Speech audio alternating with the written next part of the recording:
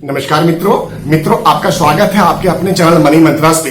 दोस्तों मैं आपका मित्र, आपका सखा, आपका हमसफर, आपका सलाहकार नंद किशोर तिवारी। दोस्तों आज मैं बात करने के लिए आया हूँ इंश्योरेंस एजेंट बनने से पहले के जो एग्जाम्स होते हैं, उस एग्जाम को आप कितनी आसानी से क्लियर कर सकते हैं, पास कर सकते हैं। मैं उस विषय के ऊपर आपसे चर्चा करने के लिए आया हूँ। आपको ये बताने के लिए आया हूं कि जो IC38 नाम की जो एग्जाम होती है, जो IRDAI कराती है, उसको आप बड़ी ही सरलता से, बड़ी ही बेबाकी से और बड़ी ही समझदारी के साथ पास कर लेंगे। मैं इसके कुछ तरीके, इसके कुछ उपाय, इसके कुछ सुझाव आपके सामने लेकर गया हूं।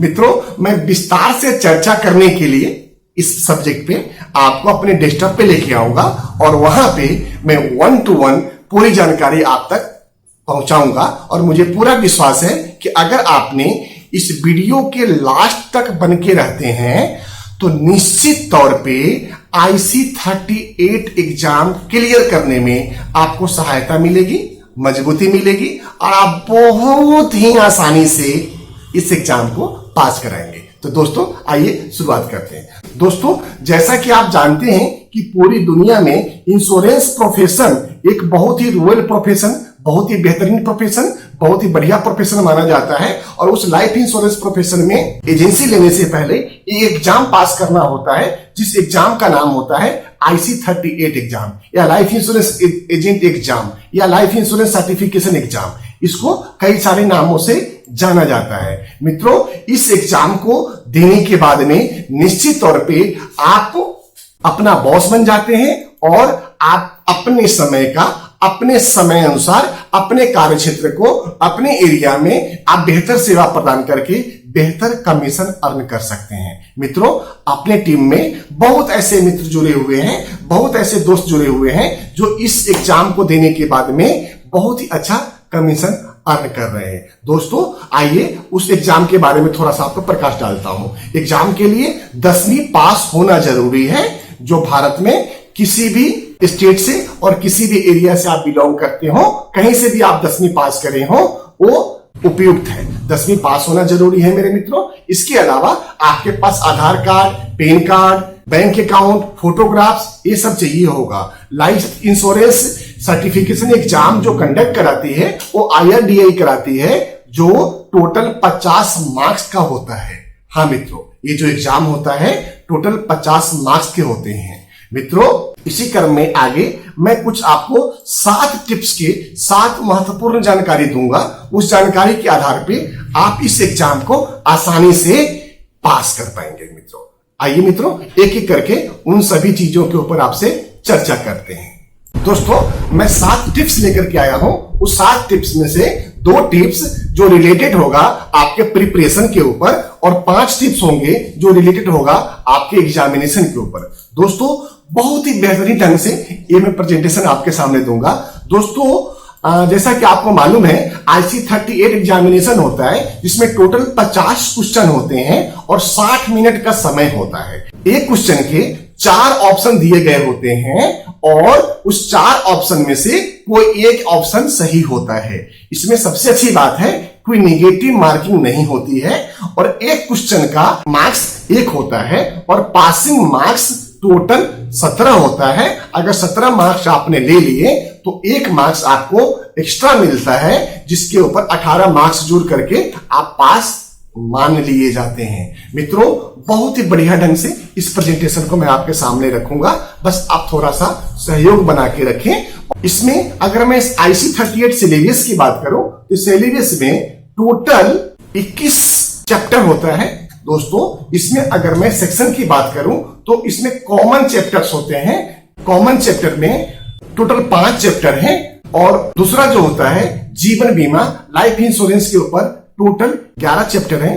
जैसा कि मैं यहां पे दे दिया हूं टोटल 21 जो चैप्टर है उसमें से मुख्य रूप से अगर आप इन चैप्टर के ऊपर ध्यान से देखेंगे जीवन बीमा में, तो जीवन बीमा में क्यों शामिल है, जीवन बीमा में क्या शामिल है, वित्तीय नियोजन, जीवन बीमा उत्पाद, जीवन बीमा उत्पाद सेकेंड, जीवन बीमा के प्रयोग, जीवन बीमा के मूल्य निर्धारण और मूल्यांकन, दस्तावेजीकरण, प्रस्ताव चरण, दस्तावेजीकरण पॉलिसी चरण 1, दस्तावेजीकरण पॉलिसी चरण 2, बीमा लेखन अंडरराइटिंग और जीवन बीमा पॉलिसी के अंतर्गत भुगतान, ये मुख्य रूप से अनुभाग 2 सेक्शन 2 के अंदर आता है। दोस्तों अगर मैं सेक्शन 3 की बात करूं तो वो स्वास्थ्य बीमा के ऊपर, हेल्थ इंश्योरेंस के ऊपर होता है, जिसके अंदर टोटल 5 चैप्टर होता है। दोस्तों इसमें टोटल जो ये बुक्स होती है वो 441 पेज का होता है, 441 पेज का होता है ये बुक्स।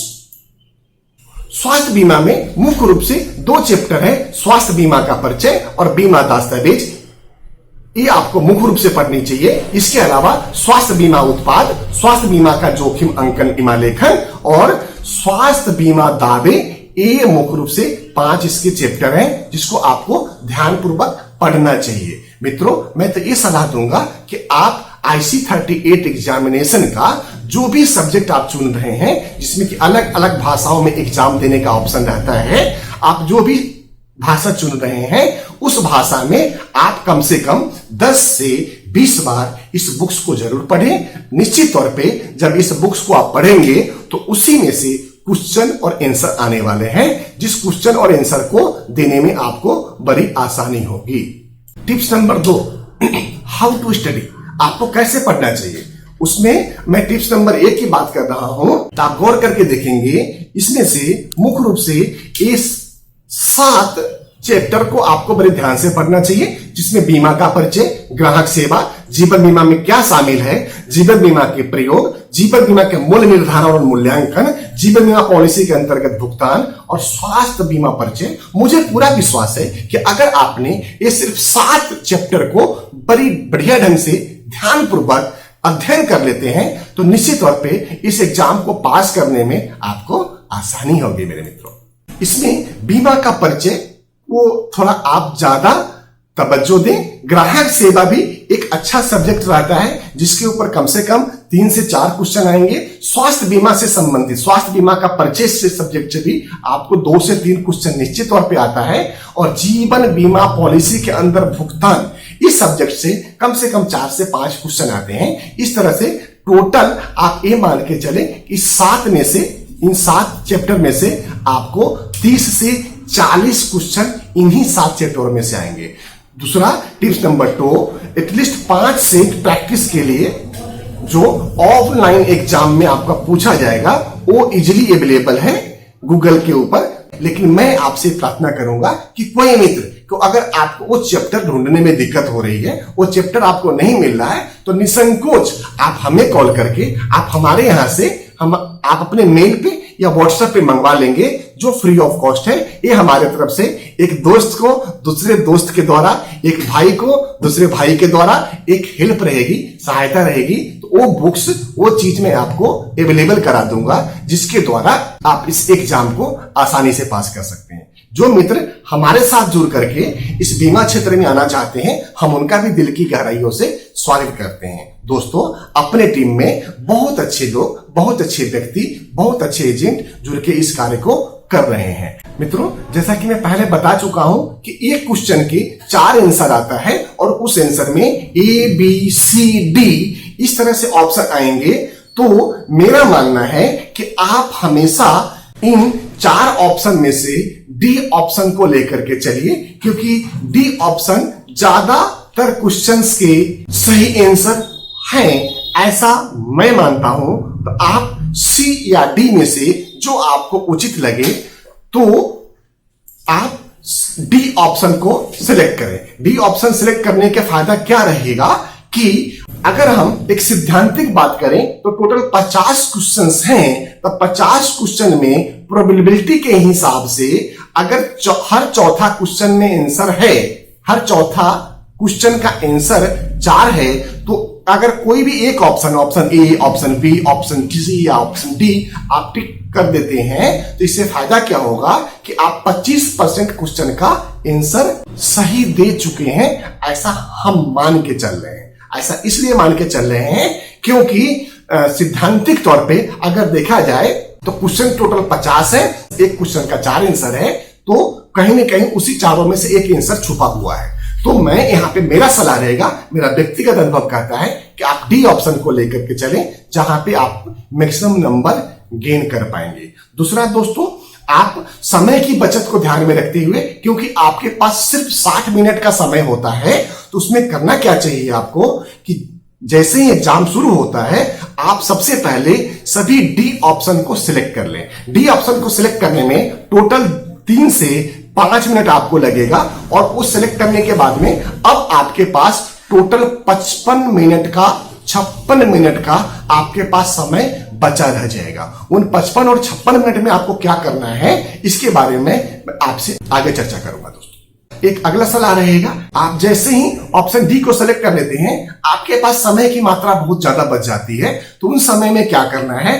कि आपको क्वेश्चन नंबर 1 से लेके क्वेश्चन नंबर 50 तक का सभी क्वेश्चन को ध्यानपूर्वक पढ़ना है, और उसमें जो आपके जानकारी और ज्ञान के हिसाब से कंफर्म चेंज करना हो, तभी आप ऑप्शन डी को चेंज करें। ये बहुत ही महत्वपूर्ण मैं बात आपके सामने कह रहा हूं।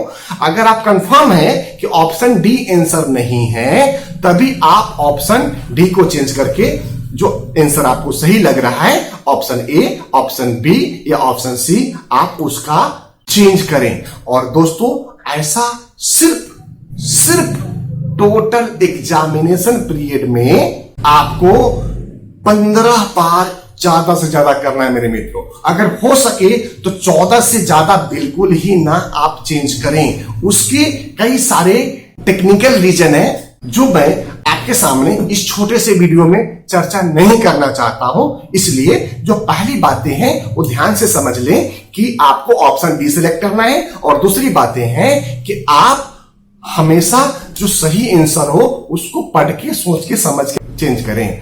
और टिप्स नंबर 5 की बात करते हैं दोस्तों। जो लंबा क्वेश्चन है, जो लंबा क्वेश्चन है उसका आंसर भी लंबा होगा। तो अगर आपके पास समय बचता है तभी आप उस क्वेश्चन को बार बार पढ़ें और उसका आंसर आप देने की कोशिश करें। अन्यथा जो लंबा क्वेश्चन है और उसका लंबा आंसर है, आप उस पर टिक करके आगे बढ़ें। इसका कंक्लूजन ये निकलता है दोस्तों कि आपको कम समय में आप उत्कृष्ट नंबर लेकर के आप अपने एग्जाम को पास कर सकते हैं, और उस एग्जाम को पास करने के बाद में आप बीमा व्यवसाय में, बीमा के क्षेत्र में अच्छा कार्य कर सकते हैं। दोस्तों, अगर इसमें जैसे कि आप इसमें लिखा हुआ है टर्म इंश्योरेंस का मुख्य लाभ क्या है, तो उसमें आप सही आंसर के ऊपर ही चेंज करें। इससे क्या रहेगा कि आपके पास समय की बाध्यता नहीं रहेगी, समय की मजबूरी नहीं रहेगी, और आप अपना आंसर बड़े ध्यान पूर्वक एक एक करके पढ़ के दे पाएंगे। दोस्तों, हमेशा कई बार आपको क्वेश्चन लेंदी दिया जाएगा, क्वेश्चन बड़ा रहेगा, तो आप ये समझ ले कि जो क्वेश्चन बड़ा है, जो क्वेश्चन लंबा है, उसका आंसर भी लंबा ही होगा। तो आप उस लंबे वाले क्वेश्चन को करने में ज्यादा समय व्यर्थ ना करें, क्योंकि आपके पास समय लिमिटेड है और उसी समय में आपको एग्जाम को क्लियर करना है। मैंने डी ऑप्शन चुनने के लिए इसलिए आपसे कहा हूं कि कुछ इस तरह के क्वेश्चन जो आपकी स्क्रीन पे चल रहा है, वो जब भी आएगा उसका आंसर ऑप्शन डी में ही छुपा रहता है। उसका सही आंसर ऑप्शन डी है। उपरोक्त सभी, इनमें से कोई नहीं, इनमें से सभी, या इनमें से सभी के सभी, ऐसा कुछ करके आंसर रहता है।